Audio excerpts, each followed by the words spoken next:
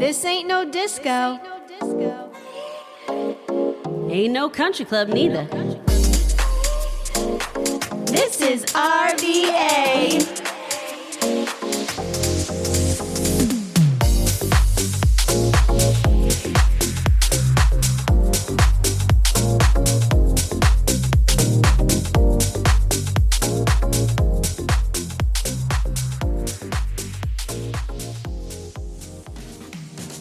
Welcome back, everybody, to another exciting episode of Oh La La in RVA with Big Daddy. That's right. And sadly today Liz will not be with us because... Well, she is on a fun-filled trip in Ecuador and Galapagos, and so... With our friend Amy. Yeah, a little bit of jealousy there, but... The show must go on. So today we are joined with our guest Keith Bryan. He is the president and managing partner of HOVA Flight Services RVA. We also will be playing a fun icebreaker before our interview called Flight or Fright. And... So when the mayor of Richmond needs to send a sympathy note or a fix for a water crisis, he reaches for ChatGPT. We're diving into Danny Avula's leaked AI logs later in this episode. All right, that sounds interesting. I like to hear how other people use ChatGPT. And then, of course, our business and band of the week and some shout out. That's right. All right, cool. And this, you guys, is season 3, episode 20. Let's introduce our guest. Today's guest is someone helping keep Richmond connected just from the air. Keith Bryan is a Richmond area native, Navy veteran, licensed pilot, and the president and managing partner of HOVA Flight Services, RVA, at Hanover County Airport. After serving in the U.S. Navy and traveling the world, Keith came back home and started at the very bottom at what was the heart of Virginia aviation, fueling planes and maintaining the airport. Nearly 20 years later, he's helped lead HOVA's growth across central Virginia while staying deeply rooted in the RVA community. If you've ever driven past Hanover County Airport and wondered what actually happens here, this conversation is for you. And he's also an amazing cornholio person. And that's because that's how you two met, yes, correct? That's how we met. We met playing cornhole. There's the association. He kicked my ass. Keith, welcome to the podcast. Thanks for having welcome. me. And this is your first podcast, correct? This is my absolute first podcast. Awesome. We'll take it easy on you. Okay, so we're going to go into the icebreaker, Flight or Fright. So we're going to play a little game. I'm going to give you a scenario or a situation, and you have to decide, is it flight, a normal, awesome, totally pilot-approving thing, or a fright, something scary, weird, or just plain ridiculous? Okay, and we've also added a little Richmond twist, so keep your eyes on the James River. And your eyes on the runway, or your mind on the runway. Okay.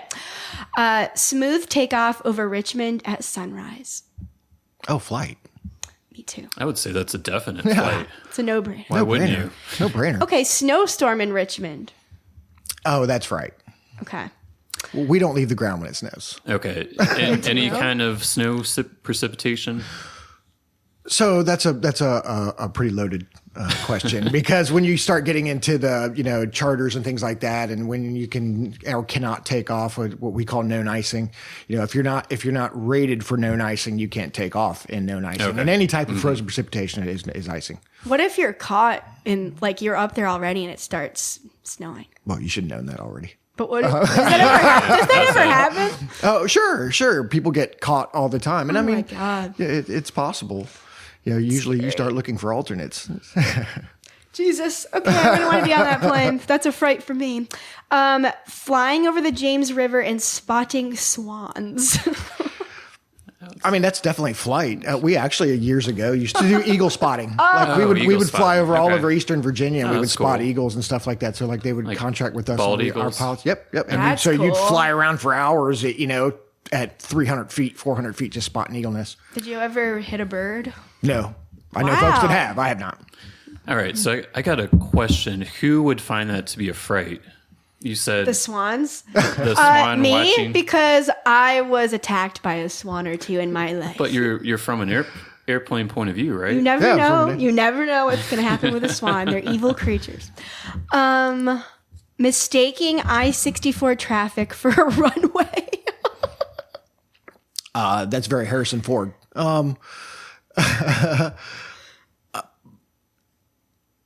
I mean, I would definitely say that's probably fright. But you were in the Navy, so you can do it. Oh, sure. I mean, I would rather not, because you're going to have to explain to somebody why you're sitting on I-64 at that moment. But there's oncoming traffic potentially. That could definitely be a fright scenario. Yeah, I would say so. Good God.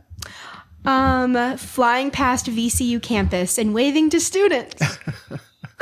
Definitely A flight. fright. I mean, we love doing that kind of stuff, you know. How would you do that from... You literally like waving your hands out of the I plane? don't know. This is just the game. No.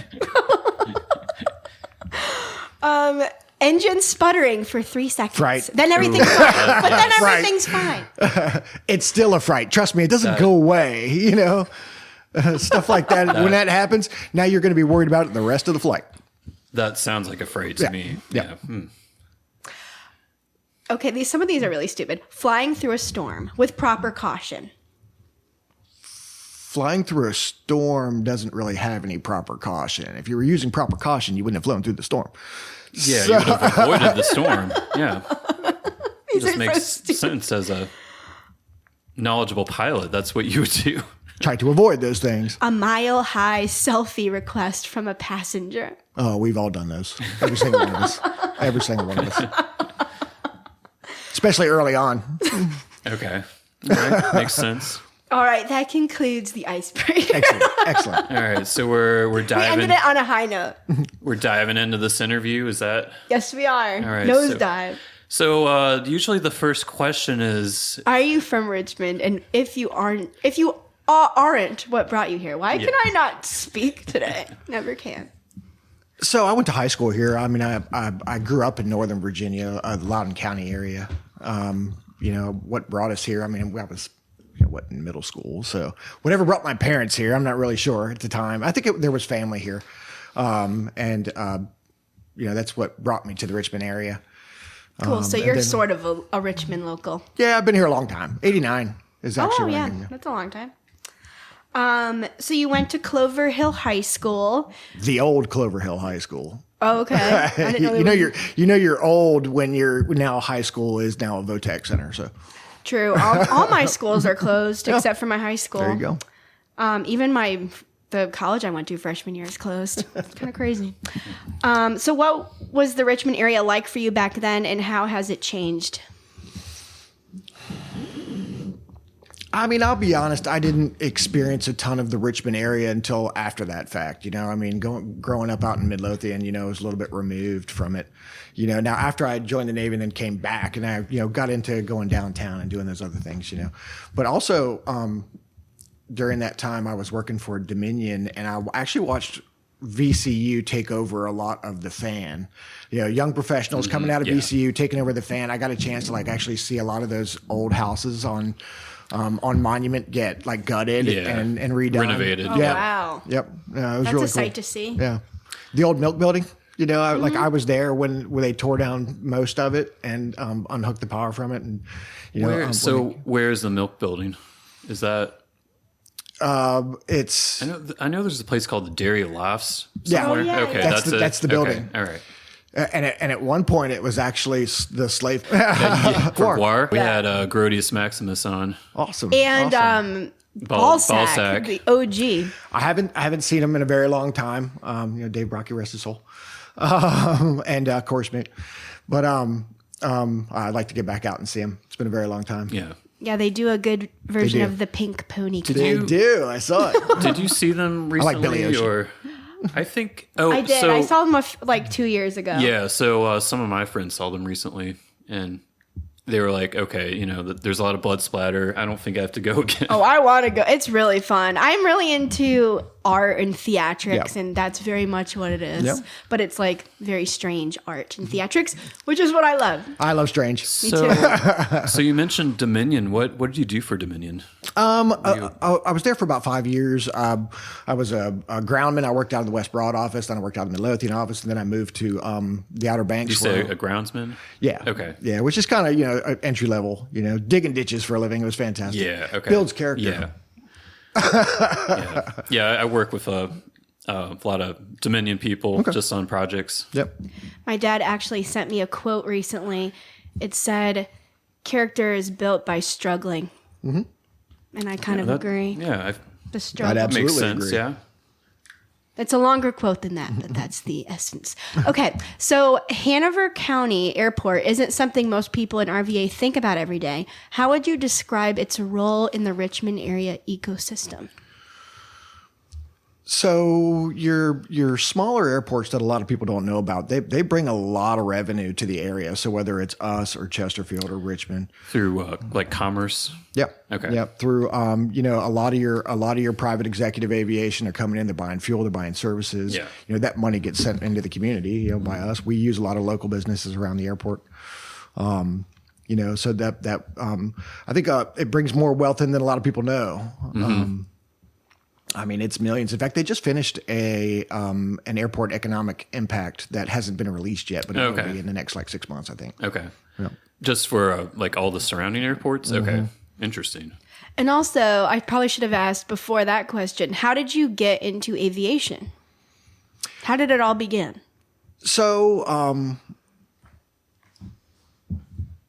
my grandfather was training to be a Navy pilot at the end of World War II. World War II, yeah. Yeah, at the that. end, he was young, so he didn't really quite make it in before the war ended. So then they pretty much released everybody. Okay. But in the end, we're a little bit of a military family, kind of like we talked about. I went straight in right out of high school. Actually, my parents signed the papers at 17, and I went straight into the military. Is that called emancipated? I needed it at the time. Trust me, I needed it.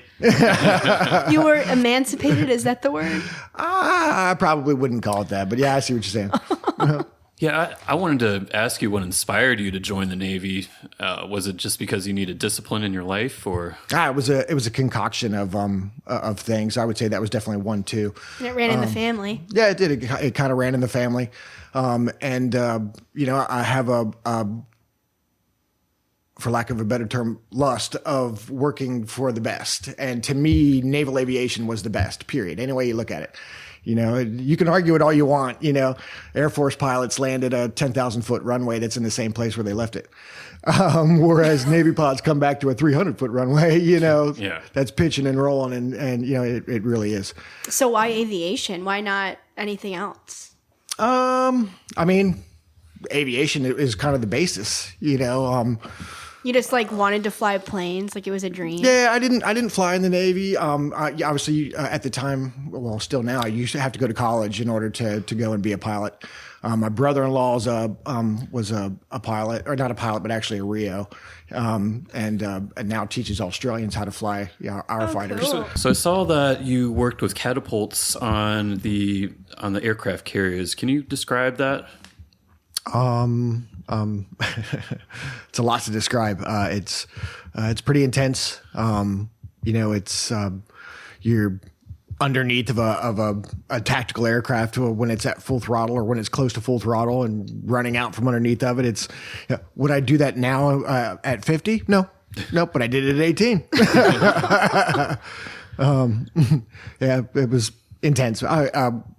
Great character builder.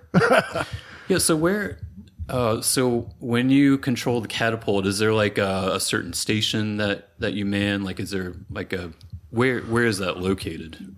There are a lot of stations, but you have what's called the ICCS, which is the Integrated Catapult Control System, or we call it the bubble. So that's where you'll have the shooter or somebody sits down in the bubble and watches us do our thing up topside, and when you're ready to launch, they're the guy that pushes the button. Okay. All right. Wow, that's insane. So in the Navy, besides that, In the Navy. we're singing that before we The 7 Cs. and also the YMCA. But what are some crazy Navy stories? If you can tell us any, we'd like to know some. The ones I can tell you. Yes. Yeah.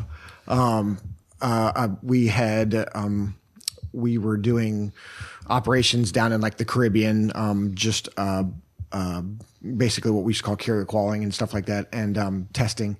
And we had lost an S3 Viking in the wee hours of the morning. It took off and it didn't climb out, and it landed in the water and lost that whole crew. How many people? 3. Wow. Yeah, an S3 is a crew of 3. They did end up fishing them out later on, and they were still there. But anyway, point being is we had an F-14 Tomcat that landed, and the pilot's seat valve malfunctioned, and it shot him out through the canopy. Oh, wow. Yeah, so the Rio's still sitting in it, and now the pilot's gone. Oh my God. So that was another fun one. But I mean, there's a lot of little moments that like only you might have and not everybody else. I remember one time I was sitting there looking out over the water, and my buddy was standing next to me, but he was looking in the opposite direction, and I'm just kind of watch a whale breach out and kind of go back into the water. And by the time you could hit him, you turn around and it had already happened. It was just kind of gone. So there's a ton of those. Just being out in the water. Yep. Well, trust me, when you do it for 2.5 years, it's just water. Any crazy stories of like traveling to other countries, drinking in other countries? My grandpa, I just visited him. He lives in a nursing home, and it's really sad. But me and him got to talking about his Navy days, and he was telling me about his drinking in Norway. Oh, very nice. And he said that everyone said, don't drink in Norway. They will arrest you if you get drunk. And everyone was drunk. Yeah. He was like, what? That's not a thing. They would arrest you? Yeah. Like all the locals were like, Americans shouldn't get drunk in Norway. But I've been drunk in I know. Norway. I don't know. Maybe it was a prank. I don't know. Maybe in those days. I feel like that's a requirement in that country because it's so cold. You need something to keep you warm. That's right. No, I mean, again, it's the Navy, and there was a lot of drinking. Excuse me. All right, let's. I should be in the Navy. Let's go back for context now. You spend 45 days at sea. You're in port for 3 days. So I say there's a lot of drinking. Those 3 days. The rest of the time you're not drinking, obviously. But I was telling a story just the other day where we were in Bahrain, and when we were in Bahrain, you were allowed, if you were over a certain rank, you could have a hotel room out in town. And if you were under that rank, you either had to be on the ship, or after a certain time, you had to be on the ship. And we decided we were going to go out and go out into town and just continue to have a good time after the curfew. It's like a cruise. Yeah. No, it's not. So you don't really think about it then, until you're cruising around town. It's after curfew. You're out on the streets, and they would have the shore patrol would be in plain clothes, and they're just kind of cruising around. So my buddies and I were walking down the street, and we literally just turned the corner. When we turned the corner, we were face to face with 3 guys that are obviously not Middle Eastern, very much American, and they look at us and go, "Hey guys, what are y'all doing out here?" And we're like, having a good time, and they're like, "So where are you from?" Oh, so we knew there was the Middle East. An oceanographic ship was actually like moored right next to our ship, and we're like, "Oh, we're from the oceanographic ship." And he's like, "Oh, you got your passports?" And we're like, "No, we don't have any passports." And back then in the military, and I mean even today in the military, you don't have a passport. Yeah. Like your military ID is your passport. And as we're all sitting there trying to decide what we're going to do next, my 2 buddies like kind of stepped back, which was like that moment where they're like, "We're going to run." And he literally looks at me and goes, "Don't try to run." And I'm the only one sitting in the middle going, "I couldn't run right now if I wanted to." Yeah, we're good. They were nice. They ended up in the end, they were like, "Just get in that taxi right now, go back to the boat, and we won't do anything." We're like, "Taxi." So Speaking of passports, so I went to Costa Rica with, Liz's parents one year, and, I was in the car with Liz's mother-in-law, and we decided to go to like a coffee plantation. And so when we went to the coffee plantation, there was a cop on the side of the road, and, I had my driver's license, but when we were stopped, he said, I need to see your passport. And I said, "Well, I don't have it. Here's my driver's license." Yeah. And he was like, how much can you pay us?" And so we just bribed the police. And I believe that. Yeah. I believe that. So corrupt. Yeah. Yikes. And a lot of people were telling us, you could have just driven off. What are they going to do? Write you a ticket or whatever? I mean, it would have been on the news. I'm always scared of stuff like that, going to other countries, because you never know. Yep. Yeah. Anyway, so how did you get into HOVA? Like once you left the Navy, how did HOVA begin? your journey? I had actually come back from living on the Outer Banks for a few years. Oh, that's working for fun. Dominion. I love the Outer Banks. Yeah, it's great. And when I came back, I was going to college, bartending while I was going to college, and I just happened to answer an ad that was like looking for a line service technician, and which is pretty much like where you would begin, pulling hoses, just doing the little things. But again, I'd already had a bunch of experience in doing that kind of stuff, so in the military, and just obviously fell in love with it. I mean, I'd been there ever since. I mean. Like we were talking about before, it's a passion, I mean, it's like I love the customer, I love the people, it's general aviation is where it's at. Like people ask all the time, why you don't go to the airlines or something like that, or even if it's just over to Richmond International, because you're messing with the same plane over and over and over again. In general aviation, you see something different, from 1 minute to the next. So and it's more of a local feel. Yeah, very much so. Very much so. I watched that airport grow a lot, and there's still plenty more. So I wanted to go back for a second and ask you, like, what's your favorite deployment, like, location you've been in the Navy? Because you said that you had been around the world. Mm-hmm. Are there any specific spots you would go back to, or?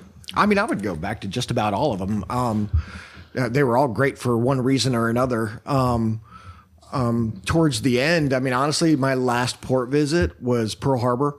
And I couldn't ask for a better last port visit than to go down Battleship Row. Yeah. I mean, and I would literally the next day I got on a plane and flew home. Yeah. So, I mean, that was just really, really cool. But I mean, Australia's fantastic. Tasmania. Yeah, I've been to Australia. Yeah, they're all fantastic. Yeah. Loved every single one of them. I'd go back in a heartbeat. What part of Australia? Perth. Perth, okay. Mm-hmm. Yeah. And then Hobart, Tasmania. Did you see any scary insects or animals?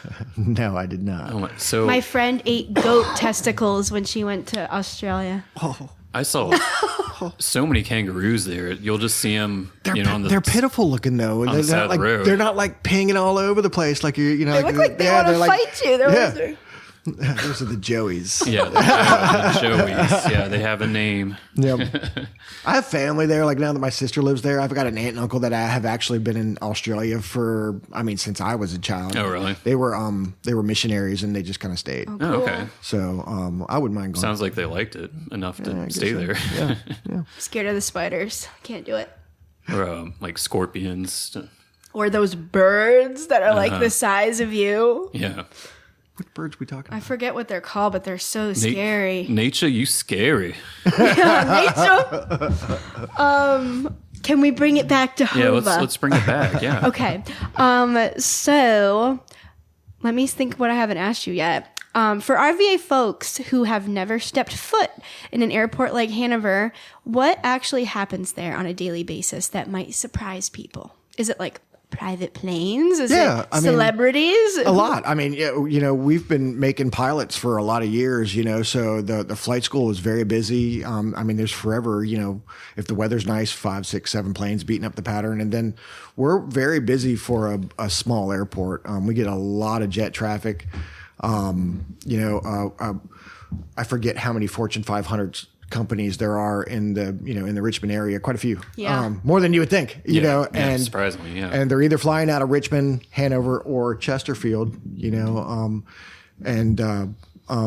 trying to bolster that right now. We are the best located airport. We're the closest one to Short Pump. We're the closest one to Innsbruck. I mean, again, I live in the city, and it takes me 24 minutes to get over there. So. And Liz and I, fun fact, everyone, we actually flew in a Cessna or Cardinal. We flew in a little tiny Cardinal plane over Richmond, and we flew out of Hanover, and that was such a cool experience. I'll never forget it. I got to fly the plane. Yeah. I got to I went in a circle. It was so scary. So I saw that with HOVA, you started working kind of on the bottom. Mm-hmm. So you kind of worked your way to the top. Like, what were you doing, when you started out versus where you are now? And what have you learned from that? I mean, I've learned a ton. It's just the general small airport operations, the upkeep, everything that goes into needing to keep an airport running, whether it's lighting systems and, and surfaces and, there are so many things to learn in different facets of it, and I've been in every single one of them. I worked in the flight school for a while. I worked in maintenance for a while. They're all very necessary to keep it all running. There's a lot of moving parts. Are there any like fun and interesting things about airports that people don't typically know, or how they operate, or any drama? There's always drama. There's always drama. Like aviation is chock full of ego. Anybody that works in aviation knows. Yeah, there's some big egos floating around those places, and there's always some kind of drama. I don't want to say that. There's not always some kind of drama. But when you get too many egos together, drama soon comes.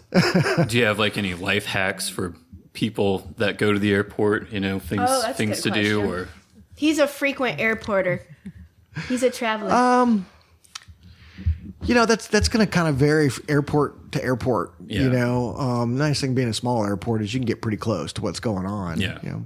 Versus some of the larger airports, got to be at a distance. And HOVA has that personal touch. We try. We're trying to grow, but at the same time, like we don't ever want to lose that kind of small feel. We don't want it to become very sterile. Which can happen. Yeah. The bigger the airport gets, the more sterile it becomes. Okay. And what do you mean by sterile? Just soulless. Less personable. Okay. Yeah. If you walk into some other airports, it's almost like folks don't care that you walked through the door. Yeah. Where we try to greet everybody. Yeah. Have you seen any celebrities come in and out? Plenty. Who? I've met everybody from Boston, ZZ Top. Oh, cool. Travis Pastrana, any numerous race car drivers. They like to they kind of see us as some of the best kept secrets. They don't have to go to Richmond International. Kind of if you're going over to the raceway, you come in the back way. Yeah. So you're coming from the complete opposite direction. They love it, and they race all the way back to the airport. Literally, they race all the way back to the airport. Any female people? Any female celebrities? Beyonce? No Beyonce. No. Not that I can think of offhand. Just like manly man. Not that long ago was Charles Barkley. Oh, that's cool. Wow. Nice. That's so cool. You never know. You never know who's going to walk off a plane. First of all, they don't announce themselves. So you got to be ready for anybody that might step off a plane. Yeah. I mean, when ZZ Top popped off, I was like, that guy's got a beard. That guy's got a beard too. Yeah, he's... Oh my God! That's ZZ Top. Every girl's crazy about a sharp-dressed man. Yeah. So speaking of celebrities, before the podcast, we were talking about Juan Conde, who was just recently on our show. What's that association? Like I said, there's a ton of association. We ran in, we had some shenanigans for a little while. Juan's a great dude. I love hanging out with him. He's really nice. A lot of fun. We loved him. It's really funny. Yeah, no, very much so. And it was funny, when you the couple times that I hung out with them, you're cruising around town and everybody knows Juan Conde. So people just coming out of the woodwork, it's Juan Conde. So, no, it was really cool. Has he ever gone through the doors of HOVA? He has not. Oh, okay. He should, though. He should. You became a licensed pilot in 2009. Mm-hmm. What's it like flying in and out of the Richmond area airspace versus other parts of the country? So I've flown in and out of a lot of airports. It's all a little bit different. Actually, flying around Richmond is not that bad. The Charlie airspace is pretty easy to get around. It doesn't take up a whole lot. Now, when you're flying into places like with the large Bravo airports like Philly, New York, Chicago, the big ones, Atlanta, Charlotte. Yeah, and if you've ever looked at them on charts, if you don't know what you're looking at, they're kind of intimidating because you just see these big blue blobs, and you realize you want to get to the airport that's like underneath of it.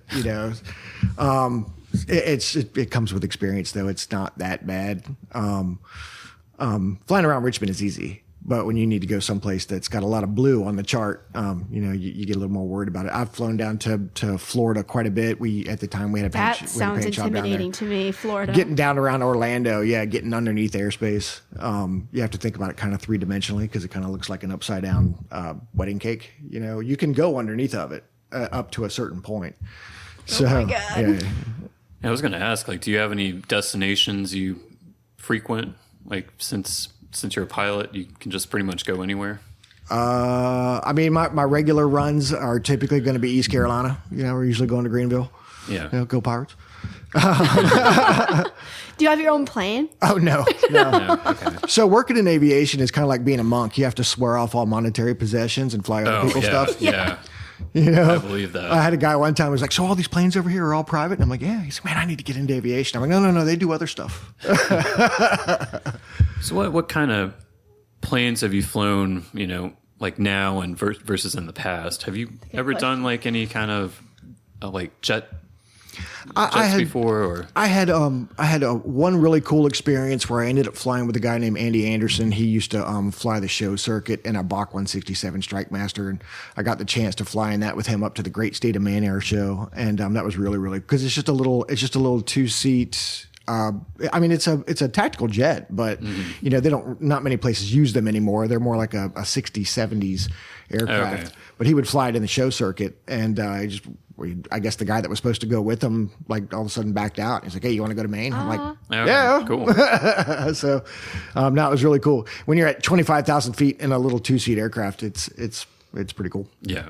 Oh, yeah, I can imagine. I recently, last year, 2 years ago, actually, I think it was, I flew a little Cessna 172 from Portland, Oregon, all the way across country, across the Rockies. That was really cool. Wow.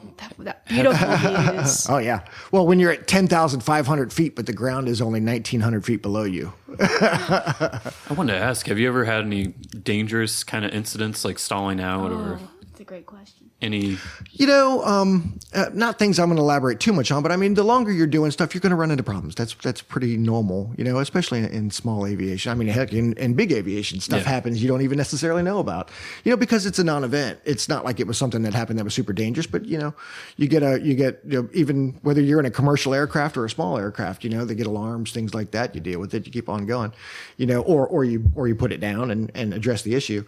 I'm not going to elaborate too much into any issues that I've ever had, but there's been a couple here and there. Okay. Have you ever been skydiving? I have not. It's one of the few things which is funny. Usually I prefer to stay with the plane all the way back to the ground, but I'd be more than happy to go. A couple times some friends were going to go and just it kind of never materialized. I would do it in a heartbeat.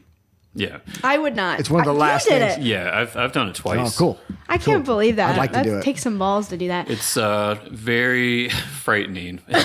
And it's because, the thing is, like, you're at the, like the door of the airplane, and you don't have really the option. They're like, we're going to jump. That's kind of why we're here. I have a question. What is up with all these plane crashes lately? I feel like the past year. No more or less plane crashes happen. It's just the fact that the media is more in it. Why? It's just kind of the more plugged in we get to everything, everything is real time now. No more or less crashes are happening. It's just you're hearing about them more. Yeah, just whatever makes the news, right? Exactly. How many planes are in the air at any given time? You have tens of thousands of planes are in the air at any given time. It's making everybody scared. The funny thing is that like, the amount of work that goes into maintaining these aircraft, when you pull an aircraft in for its annual inspection, you break it down and put it back together. It's not like your car where they just honk the horn, look at the windshield wipers, and the headlights and send it back out. No, we take it apart and put it back together every time. And it happens constantly. That's why 1960s aircraft are still flying.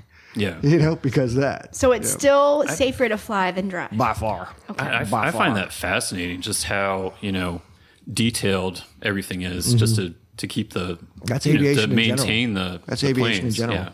Yeah. But if you have an issue, you can't just coast off to the side. It's because the way I see it, like with a major airline, if they have a crash, that means like that's lost business. They could go out of business because of that. Oh yeah. I mean, an aircraft with let's say 150 people on board, just the settlements and everything else to go along with. Yeah, that can end an airline easily. Yeah. Okay, here's a question. How does HOVA and PRK Aviation more broadly give back to the RVA and Hanover communities in ways that people might not see? So that's a great question. We were recently brought into the PRK Aviation fold. which is a fantastic company who, hasn't been around all that long, but a little while. And they, Mr. Kelly himself is a stroke survivor, and so that obviously became a cause that that he got big into, and so he sits on the board with Sheltering Arms, and a certain percentage of our proceeds as a company and go back to Sheltering Arms. They give to cancer research at UVA. It's really refreshing to work for a company that's not just about making money, but also giving back to all these other things and affect so many people. I dig it. It's different. I love that. Yeah, that's cool. Yep. So I wanted to ask you, how expensive is it to become a pilot, and how long does it take? Depends on the level of pilot that you're looking to be. I mean, if you just kind of recreationally to get your private, it's not that long, not as long as you would think. It's also not incredibly difficult if you're willing to put the work in. It takes a little bit of work, a little bit of dedication, but I mean, you can have a private license in probably 6 months. Yeah. Is it expensive? Yeah, it's not crazy expensive. I would peg the upper end or middle to be closer to like a $15,000. Oh, that's not too. That's not bad. It's not, No. and you're paying as you go. You're not like throwing it all out there up front. So that helps lessen the blow too. Yeah. I mean, honestly, the only reason why I was able to get mine was because I worked in a company that did that kind of thing. But How old do you have to be? So you can start training it. I mean, whenever you can touch the pedals, but you can't physically hold a license. Now, don't quote me at this one. My flight school folks know better than I would, but I don't think you can hold a license until you're like 17 or yeah. Mike Faulkner would know. Yes, Mike Faulkner would know. My man. Yeah, I feel like I've heard that it's around 17. Yeah, it's like 17, I think. Yeah. Yep. And how long is the whole process? Like, do you have to do so many hours of flying before you can get certified? Yeah, you have to take a written test, and then from there you go through a lot of practical flying. For a private, the minimum is like 40 hours, which isn't a ton, but I would say the average is probably closer to like 60, 65. That's a minimum, just because that's a minimum. I would say very few people hit it at 41. Most people are like 60 hours, somewhere in there. I'm not saying it's impossible, but it's just unlikely. Yeah, yeah. I have a question. Have you ever been in a glider? I have not.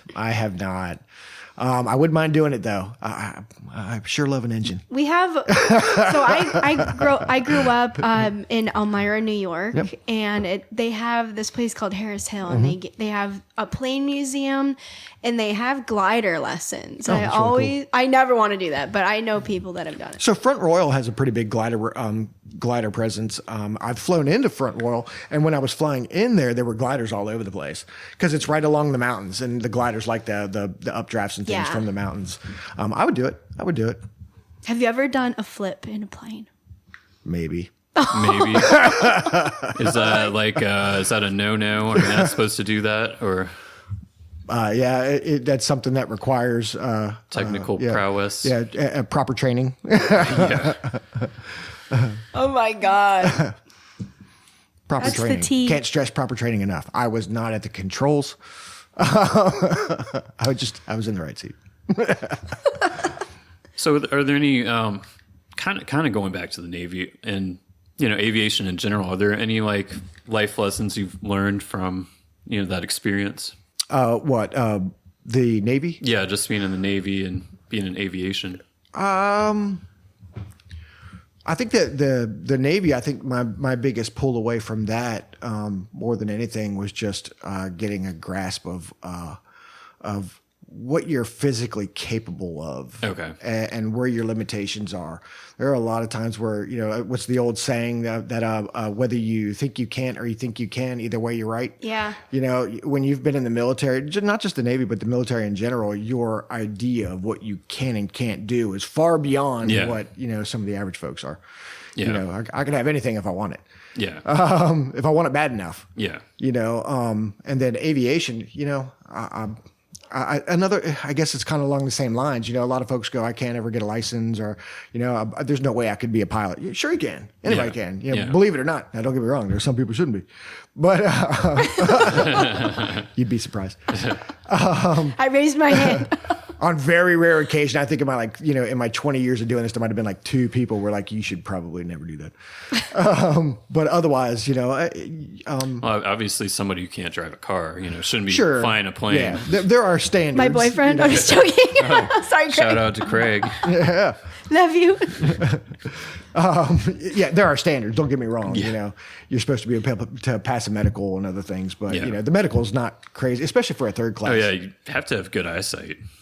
You can have corrected eyesight though. Okay. You can wear glasses. Yeah, as long as even the glasses will get you to within a certain range. All right, so I never knew Liberty University had a flight program. It's pretty big. Yeah. It's good size. I would say it's probably the just I would say it's probably one of the larger in the state. Okay. Wow. They really pre-COVID. A lot of schools were starting to get into the flying programs like UND, which is North Dakota. Of course, you've got like the Embry-Riddle, the big places. Folks were realizing there's a lot of money in flight programs. Your colleges were realizing there's a lot of money in flight programs. Yeah. So Liberty latched onto it and grew theirs pretty large. I'd say they're probably the largest. So they have their own airport at the campus? I wouldn't call it their own, but Lynchburg Airport. Yeah, there's... Okay, but still, that's really cool. What's the official name of the Lynchburg one? Lynchburg Lemonade. I know it's not Lynchburg International. No, it's not. Yeah, I'm not sure. Yeah. Not sure. But yeah, I would say that Liberty is one of the bigger presences there. Yeah, very surprising. I've flown in there a couple times, and there's just quite a few Liberty planes hanging out. Yeah, I wonder how they got involved in aviation, because it just... I don't know. The school doesn't seem like it'd be aviation oriented when I think of Liberty. They've grown well beyond what they've been known to be for a lot of years. Yeah. They have. I mean, again, I'm into college sports, and Liberty's teams, whether it's football or baseball, have been up and coming for a while. They're getting pretty big. They're not what you would think Liberty used to be. Yeah. Our early ownership we're big proponents of Liberty University, and that's kind of how we ended up tied into them, was because their kids had gone to Liberty. Yeah. But at the same time, it's a longstanding relationship that has grown with us, and they're a fairly decent portion of our flight students coming through. We do stuff that's non-Liberty. We do VA. We do a lot of other stuff too. Folks coming out of the military that want to transition over to fixed wing and stuff, they'll come through us, because we're not that many places are allowed to do VA training, but we can. That's cool. And you knew the pilot that I flew with. Well, Toto. Yeah, a little Marchant. bit. I know who he is. Yes, aviation is small business, but that's cool. Yeah, because he's out of Louisiana. Isn't he? Yep. But he's from Amsterdam. Really? Oh, really? Cool. Yeah. Really? Yeah. Interesting. Cool dude. He is married to one of my high school classmates. Okay. Oh, okay. I have one last question that I always ask. How can our listeners support you? Where can we follow HOVA? If someone wants to learn how to fly, how do they do it? I mean, if you really honestly want to learn how to fly, hop on the website, give us a call. Which I made, by the way. Yeah, yes, you did. Yes, you did. It's a fantastic site. No, thank you. And talk to our folks, and we'll lay out a plan on how to get you there. Otherwise, it's just come enjoy aviation, whether it's coming and hanging out in a chair or a picnic table watching planes fly. Enjoy the pretty weather when it's pretty. Not this weekend. Not this weekend. That's about it. Where can we find you on social media? We are on Facebook. We're actually revamping the Instagram. Sweet. One thing at a time. Yeah. But we are on Facebook under HOVA Flight Services. Of course, like I said, got the website.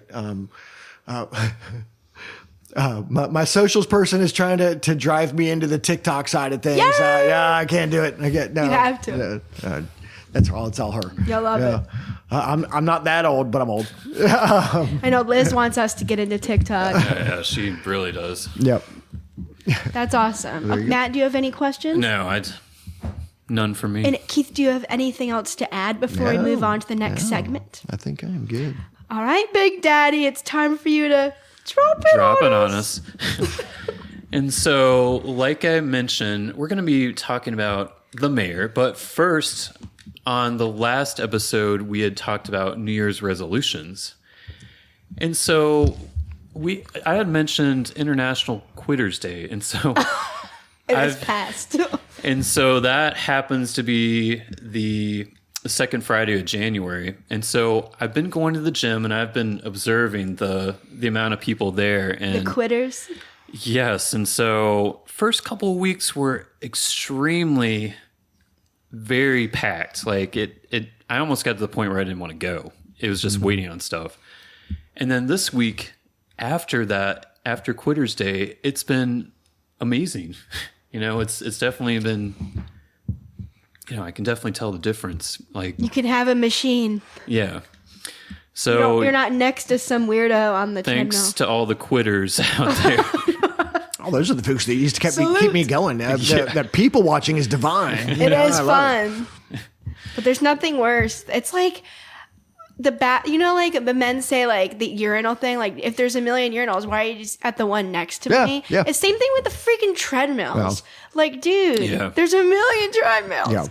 Yeah. Speaking of that, I'm always aware of that. And if one person is using it, I try to like space it out a little Same. bit. It's courtesy. It's kind of guy code. We always make sure there's one in between us and somebody else. Yeah. Because, I'm sure they're like, what is this guy doing next to me? Or like people on the phone on the treadmill Okay. next to you. Like, stop it. Okay, don't get me started. Like people on machines using their phones scrolling for 5 minutes in between sets. I will in go between up sets. to you. Yeah. I In will between go sets. up to you and say, hey, I need to use the Like machine. you only need a minute to rest. You don't need 5 minutes to look on Facebook. Courtesy, dude. Courtesy. People have no etiquette, especially the quitters. All right, so let's jump into this. The mayor. So recently, under the Virginia Freedom of Information Act, the Times-Dispatch obtained a year's worth of ChatGPT chat logs from Richmond Mayor Danny Avula and other senior officials. So while some personal chats were redacted, Avula released the records fully, stating that he is comfortable with the public seeing how he uses AI to make government more effective. And so what are some of the things that the mayor uses AI for? And so looking at the chat logs, he frequently asked AI to make this sound more like Danny Avula or write in a mayor voice. So I don't know how ChatGPT would do that if it just looks at your past speeches or a writing sample to understand how to write like you. I think it gets to know you after a certain point. Like for me, my ChatGPT knows I have anxiety problems. Like it knows you. When you've spent like almost a year with it, it truly knows you. Yeah. So anyway, he uses it to write speeches. And so he drafted graduation addresses for VCU, local high schools, plus remarks for union ceremonies and local business summits. And so he's also used it to craft policies and operations. So, for example, AI helped flesh out strategic goals and edit, for his action plan. Helped him edit the 25-page document. And he also used it to generate interview questions for the city manager and create job descriptions for the new chief transformation officer. And also, he was using it for some public statements. And recently, he used it for the water crisis. And so during the 6-day outage, Avula asked AI how the event affected him personally to craft his public narrative. So here's an example. He said, answer the following question as if you were Danny Avula. How did the water outage in Richmond and boiled water advisor affect you personally? So I find that to be kind of interesting. Personal. Yeah, so he's also used it for condolence notes, which is perhaps the most sensitive case. He used it to draft sympathy letters to city employees and residents who had lost loved ones. So That is also a little strange. Yeah, but at the same time, same. I don't blame him for doing that because he's the mayor. I mean, he's got stuff to do. He's got to use his time efficiently. So he's going to use a little ChatGPT here and there. And that's what it's for. It's a tool. I mean, it's there to not do the work for you, but it's there to help you do the work.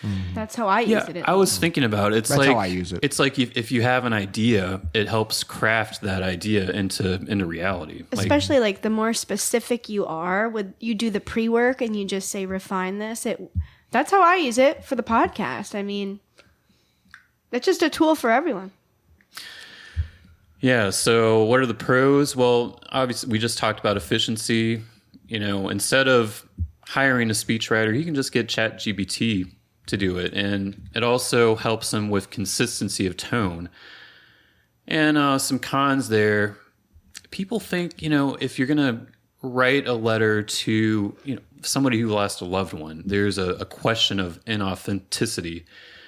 And there's also another con is risk of AI hallucination. So that's trusting that it gives you the most accurate information. And it also could erode the public trust. And so anyway, do you guys have any thoughts on that? I think I said mine. I mean, obviously I'm pretty new to it. I've delved into it a little more in the past, 6 months probably than I ever have. But I know it can do so much more, but I use it on such a limited basis. I've used it to write some or help write some job descriptions, things like that. I found though that I still have to work just as hard to go back through it and find errors and stuff like that. So, true. And you have to feed it the information to write it. Exactly. So it's like, well, I could have just done this myself. Yeah. But at least the mayor is being honest about his usage of it, which I appreciate. Yeah. Yeah, he's open about it. I'm not against tools. I do like technology. I'm still an older guy, but I do like technology, and it make it work for you. Yeah, I think it's just fascinating finding out how people can use it, in their day-to-day life. Yep. We might as well embrace it. It's here. Right. So. It's not going anywhere. No, it's not. So anyway, that's the Big Daddy topic of the episode. Thanks, Big Daddy. So we're going to jump into some events. I'm not going to do the business of the week first, if that's all right. Okay, yes. The business of the week is HOVA Flight Services. Yeah. So right here in Richmond, if you ever have driven past the Hanover County Airport in Ashland and wondered what was happening over there, HOVA Flight Services is the place making it all run smoothly. They are the premier full-service FBO, which stands for Fixed Based Operator. That's correct. Serving private and business aviation traffic coming into Richmond and Central Virginia. HOVA offers everything from fuel, hangared aircraft storage, transient parking, and aircraft maintenance to concierge services like hotel and rental car reservations, crew cars, baggage help, free coffee and ice, so pilots and passengers feel welcomed from the moment that they land. And they also do flight training, like we said in the interview. Their newly built modern terminal is super convenient, just about 20 minutes from downtown Richmond, and includes a spacious lobby, pilot lounge with showers, conference rooms, Wi-Fi, and facilities that make aviation feel a little more down to earth for local travelers and visitors alike. But HOVA is more than just fuel and hangars. Like I said, they also offer avionics support and expert aircraft maintenance, helping keep planes flying safely with cutting-edge equipment and FAA certified technicians. FAA. Wow. I am not a pilot. Yeah. So whether you're a pilot, a business traveler flying into Richmond, or just someone who likes to watch small planes take off and land on the weekends, HOVA Flight Services is an important part of the aviation community right here in Central Virginia. Be sure to check them out, especially if you're curious about how aviation quietly supports our region's connectivity and economy. Well put. Quietly. I like that. Because it's true. A lot of people don't know. Anyway. Okay, show of the week is Flying Legends of Victory Tour in Richmond, Ashland on June 11th to the 16th in Hanover County Municipal Airport near RVA. This summer event brings historic World War II aircrafts, including iconic warbirds like the B-25 Made in the Shade and the B-17 Sentimental Journey to the Richmond-Ashland area as part of the Flying Legends of Victory Tour. It's a rare chance for local aviation fans, history buffs, and families to see these legendary planes up close, learn about their stories, and even take part in rides and tours. Advance tickets recommended. Which is kind of cool. Have you heard of it? Oh, they've been here before. Okay, I've never been. Again, I'm a military guy. Yeah. We love the warbirds. And at the beginning of the month is the Chick-fil-A cow drop. So we do that every year, too. Oh, I have to see that. Come on. All right, so we got some events. The name of the band is called Poston Brown. So the Poston Brown Project is at Hardywood. And this is on January 31st. Doors open at 6, shows at 7. And so they're a mix of Grateful Dead, Rolling Stones, and even some Snoop Dogg. Great for a casual night with local beer and pizza. Next, we got an event called Adult Recess on January 31st. And so that's going to be at Ember Music Hall, 4 to 9 p.m. And so the vibe is all the neon and bangers of the 80s, 90s, and 2000s, but it's time so you can be home by 10 p.m. Oh, nice. And also we have also on that same weekend, Build a Charcuterie Board Workshop, which is at Nanin on Buford Road at 3 p.m., and it's a hands-on class to master the art of Graze board. It's $60. All right, guys, let's wrap it up. Keith, thank you so much for coming on. Thank you so much for having me. Is there anything you'd like to shout out in the 2 minutes that we have left? Oh, I tell you what, sure, my lovely wife, Kim, 2 kids. And then, of course, Rick Kelly, PRK Aviation. Mike Faulkner. He's all right. Come talk to him. All right, cool. And shout out to the Hanover County Airport. Yeah, HOVA, U.S. Navy. One thing I did want to shout out is that there's gonna be a. Have you heard of the Queens Library Tea Room? No. So they're expanding out to Stony Point Fashion Park, and it's gonna be Lit. What's that? Lit. Lit. It's gonna be totally lit.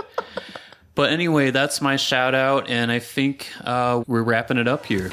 Yes, we are. Okay, be sure to follow us on Facebook, follow HOVA, and we love you all, and we'll see you soon. All right. Bye. Adios. See you soon.